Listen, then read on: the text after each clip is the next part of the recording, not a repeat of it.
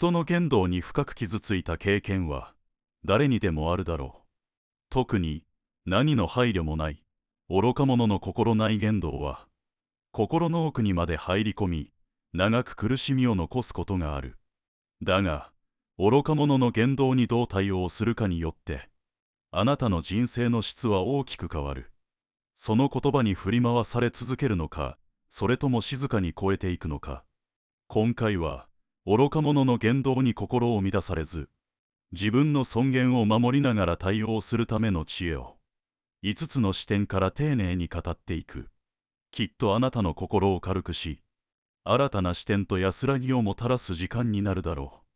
人の言葉に傷つきやすいあなたにこそ届けたい内容である。どうぞ心を静かにして聞いてほしい。第1章、反応しない力。あなたは心ない言葉に突然さらされたとき、どのように感じるだろうか。胸が詰まるような感覚、怒りがこみ上げる瞬間。多くの場合、それは一瞬の反応から始まる。相手の言葉に対して無意識に反射してしまい、気づけば争いや自己嫌悪の中にいる。この章で私が伝えたいのは、その一瞬の反応こそが苦しみの連鎖を生み出しているということだ。愚か者の心ない言動は、まるで地面に投げられた毒の壺のようなもの。あなたがそれを拾って心に抱えたとき、毒が回り始める。拾わなければ、あなたの心は汚されない。受け取らないこと、反応しないこと、それは敗北ではない。それはあなたの心を守る、最も静かで強い行いなのだ。心ない言葉にさらされたとき、多くの者はすぐに心で反応してしまう。だが実際には、最初に反応するのは身体なのだ。呼吸が乱れ、心臓が高鳴り、筋肉が緊張する。それらはすべて、心が揺れている証拠である。この時こそ、静けさを取り戻す第一歩として体を整えなさい。深く息を吸い、長く吐く。肩の力を抜き、視線を穏やかに保つ。それだけで、心の葉は少しずつ静まっていく。そしてもう一つ大切なのが間を置くことだ。言葉を返す前のわずかな沈黙が、あなたに選択の余地を与える。この数秒が、怒りによる反射を止め、知恵による行動へと導いてくれる。反応しないという行為は、無関心ではない。それは自分自身の尊厳を守る行為なのだ。あなたが静かにあることで、周囲の空気も変わっていく。沈黙は、最も強い意志の表れであり、最も深い知恵の表れでもある。感情に飲まれず、ただ静かに立つという姿勢こそ、真の勇気なのだ。静けさは決して逃避ではない。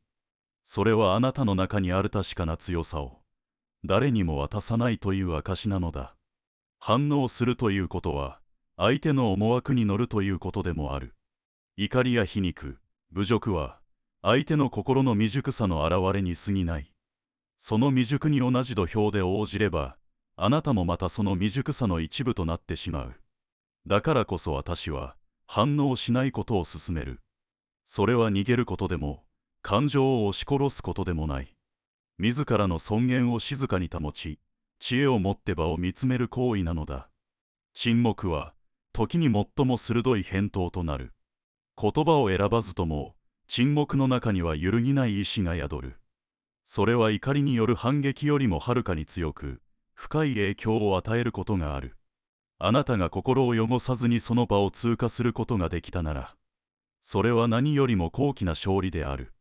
そしてそれは、誰に見られずとも、あなたの心に深く刻まれるだろう。反応しない力は、人生を軽やかにする。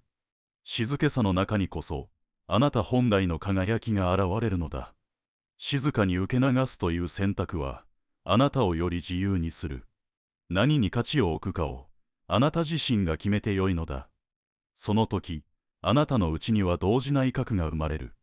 それは誰からも奪われることのない、本当の力なのだ。第2章、静かに距離を取る、同じ土俵に立たない知恵。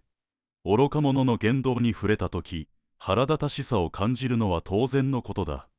しかしその怒りのままに反応し、同じ土俵に上がってしまえば、あなたは知らぬ間に、相手と同じ水準の世界に引きずり込まれてしまう。私があなたに伝えたいのは、静かに距離を取るという知恵である。それは、相手を拒絶するためではない。あなた自身の品位と安らぎを守るための術なのだ。近すぎる関係は、互いの境界を曖昧にさせる。時にそれは優しさの仮面をかぶって、あなたを傷つけることもある。だからこそ、物理的にも心断り的にも一定の距離を保つことは、冷たさではなく、深い思慮の表れなのだ。誰と関わるかは、誰になるかと同じである。距離を取ることで、あなたは何を大切にするのかを明確にできる。迎合ではなく尊厳を基準にするという選択は、決して孤独ではない。自らの平穏を守るためには、無理に理解し合おうとしなくてよい。必要なことはただ一つ。あなた自身が、どの土俵に立つのかを選ぶことなのである。同じ土俵に立つということは、相手の価値観に巻き込まれることでもある。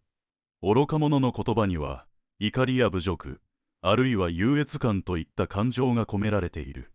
その感情にあなたが反応すれば、相手の思う通りの流れになるだけだ。土俵を選ぶとは、自分の内側の基準に従って立つ場所を選ぶということだ。それは、相手との関係を否定するのではなく、自分の尊厳や静けさを損なわない立ち位置を保つという行為である。例えば、距離を置くことは悪ではない。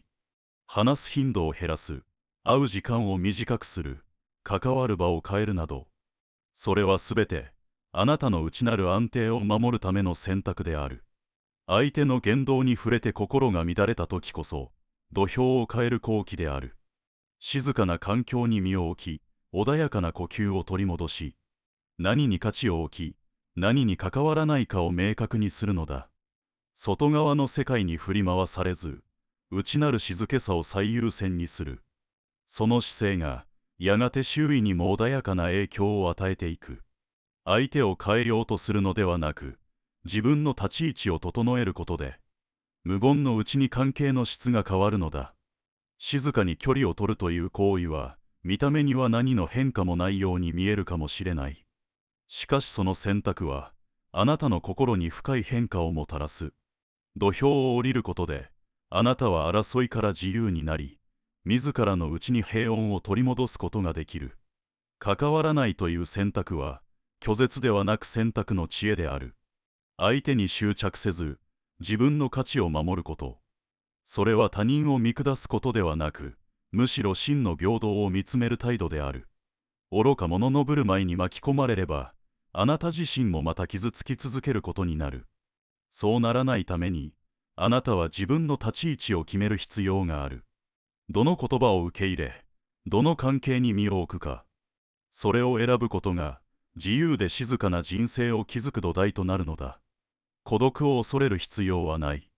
真の孤独とは、誰とも関わらないことではなく、自分を見失うことである。あなたが自分を大切にする限り、その静けさは力となる。あなたが選ぶ沈黙と距離は、尊厳の表れであり、誰かに理解される必要も、認められる必要もない。大切なのは、自分の内にある確かな声に従うこと。同じ土俵に立たないこと。それは、争いを超えた者だけが持てる、深い知恵なのだ。第三章、因果応報、報いは因に従う。心ない言葉や行いに深く傷ついたとき、人は、どうしてあの人が罰を受けないのか、と思うことがある。理不尽な出来事の中に正義を見出せないとき、その苦しみはさらに増していく。だが私は、誰かを裁こうとする前に思い出してほしい。この世のすべては因果の法則に従って動いているということ。良い行いも悪しき行いも、どこかでその顔を迎える。今すぐではなくとも、見えないところでその種は芽吹き、いずれその人自身に返ってくる。それは決して人が裁くことのできない、自然の流れなのだ。あなたの目には、正しさが報われず、悪意がのさばっているように映ることもあるだろう。だが、見えないところで因果は確かに働いている。水面の下で静かに流れている真理に、私たちは目を向けなければならない。だからあなたは、自らの心を裁きの道具にしてはいけない。怒りを握りしめれば、その歯はあなた自身をも傷つける。本当の救いは、罰を与えることではなく、手放すことにあるのだ。因果の法則とは、単なる報いの物語ではない。それは、すべての行いが自らに返ってくるという、静かな真実である。他人の振る舞いに苦しんだとき、人はついその結果を見届けようとする。だが、それはあなたの役目ではない。あなたがその裁きを担おうとするその瞬間から、同じ苦しみの輪の中に、自ら足を踏み入れることになるのだ。他者の行為は、その人の因として蓄積され、やがてかとなる。あなたがそれに関わらずにいられれば、それはあなたの清らかさの証でもある。許せないという感情が湧いたとき、それを無理に消す必要はない。ただ、それを握りしめ続けることで何が起きるのかを静かに観察しなさい。その感情があなたの心や身体にどのような影響を与えているのか。怒りや恨みはあなたの内側を焼き尽くす火種となる。その火から距離を置くことができれば、あなたは新たな選択をすることができる。因果の法則は今この瞬間にも働いている。あなたが今選ぶ言葉、思考、行動が未来のあなたを形作る種となるのだ。なぜあの人は罰を受けないのか、その問いに対する答えはすぐには現れないかもしれない。だが誠ありは静かに確実に進行する。時が来れば行いに応じたかは必ず訪れる。あなたがそれを見届ける必要はない。むしろ見届けようとすることで、あなたの心はそこにとらわれ続けてしまう。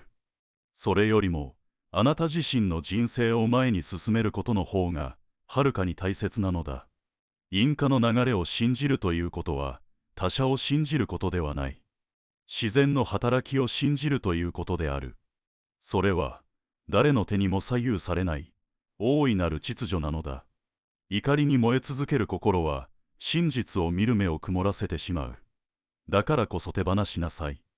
報いが訪れるかどうかを気にするのではなく、あなた自身の平穏のために、その重荷を下ろすのだ。それができたとき、あなたの心には軽やかさが戻ってくる。許すというのではなく、ただ関わらないという決意。そこに、知恵の成熟があるのだ。因果応報は、他者に向けるものではない。自らの行いに対する静かな信頼である。その信頼の上に立つあなたは、誰よりも自由でいられるのだ。第4章、思考の切り替え語法。あなたの心を最も深く傷つけるのは、相手の言葉そのものではない。それを何度も思い出し、心の中で反芻することである。まるで棘を自ら刺し直すかのように、傷を繰り返し開いてしまう。一度しか起こらなかった出来事が、何十回もの痛みとなってよみがえるのは、それに思考がとらわれているからに他ならない。相手は一度だけ刺したのに、私たちは何度もその傷を広げてしまう。人は思考の中で過去を引きずり、未来を恐れる。だが、今この瞬間に意識を戻せば、心は少しずつ静かさを取り戻すことができる。だから私は、思考を切り替えるための5つの方法を説く。それは心を無理に押さえつけるものではない。むしろ、自然に思考を整えるための知恵である。この章では、あなたの心に浮かぶ有害な思念と、どのように向き合い、どのように手放していくかを語ろう。思考は訓練によって、確かに変えられる。そしてそれは、心の自由への道でもあるのだ。第一の方法は、痴漢である。不快な思いが浮かんだとき、その思考にとらわれ続けるのではなく、意識的に別の対象へと心を向ける。例えば、自然の風景や静かな呼吸、優しい記憶など、あなたの内側に平穏をもたらすものへ注意を移すのだ。第二の方法は、害を見る。その思考が心や身体にどのような害をもたらしているかを正直に観察する。苦しみに執着することが、いかにあなたを損なっているかに気づくこと。これだけでも、思考は自然と手放されていく。第3は、忘却。意図して注意をそらし、その思考に触れない時間を作る。思考は燃料がなければやがて消えていく。そのためには、話題や場所を変え、心の流れを新たにすることが有効である。第4の方法は、因果観。思考の起点と結果を見つめ、その思いがどこから来て、どこへ向かっているのかを観察する。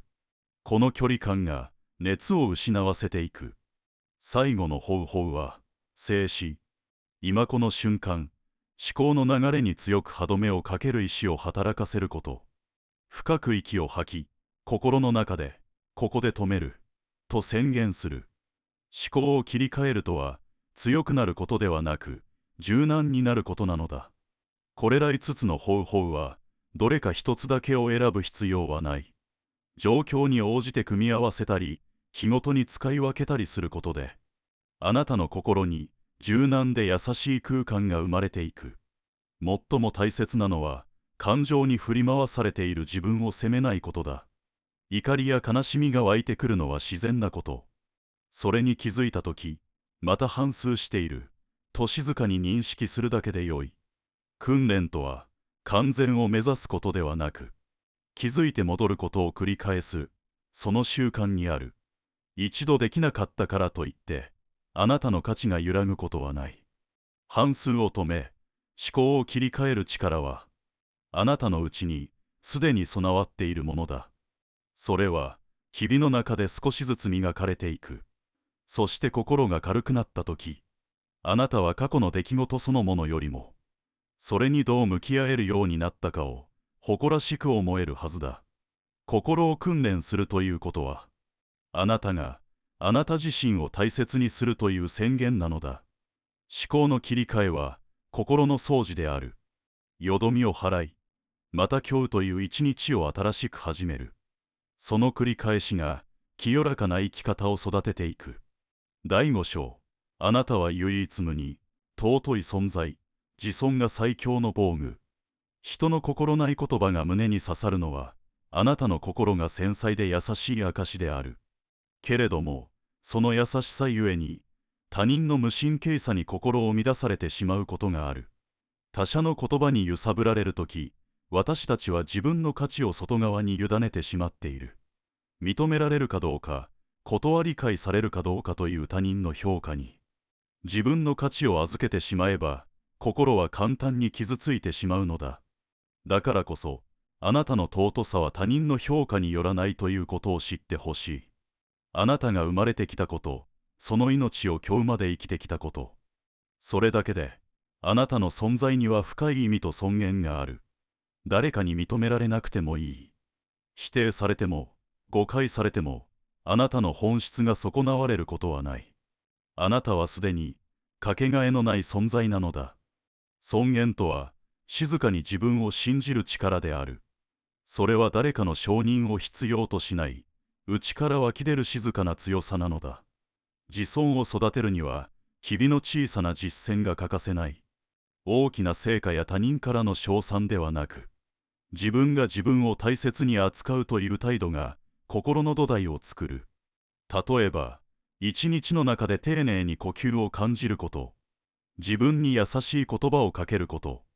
誰も見ていなくても小さな良い行いをすること。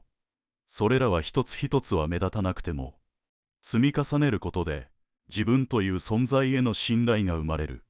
そして大切なのは、過ちや失敗を責めないことだ。人は皆、未熟であるがゆえに学び続ける。その過程にこそ、あなたの尊さは育まれていく。自分を雑に扱えば、他人の造作に敏感になる。だからまずは、あなた自身があなたを丁寧に扱うこと。それが、外の世界に対しても自然な境界となり、穏やかな距離感を生むのだ。尊厳とは、静かな日常の中でこそ、最も力強く育まれるものである。あなたが自分を大切にするたびに、心は落ち着きを取り戻す。その静けさが、あなたの本来の輝きを映し出してくれるのだ。自分自身との関係が深まるほど、他者の言葉はあなたを揺るがさなくなる。他人の言葉は、あなたの本質を決めるものではない。たとえどんな否定を受けても、あなたの命の価値は変わらない。外からの声よりも内なる声に耳を傾けなさい。あなたがどれほど傷ついてきたとしても、その経験を通して育まれた優しさや思いやりは、誰にも奪うことのできないあなただけの光なのだ。自尊は盾となり、剣とはならない。それは守るために働き、傷つけるためには使われない。その静かな力こそ、最も強いあり方である。誰かに理解されようとしなくてもいい。ただ、自分の中にある確かな価値を信じること。その信頼があれば、どんな言葉にも揺らがない軸を持てる。他人の評価があなたを高めることもなければ、貶めることもできない。本当の価値とは、誰に知られなくともそこにあるものである。あなたが今日も、自分を尊んで一日を終えること。それだけで、明日を生きる力となる。日々の中で、自尊という名の光を静かに灯していこう。あなたは、唯一無二であり、かけがえのない存在なのだ。あなたの尊厳は、誰にも奪うことができない。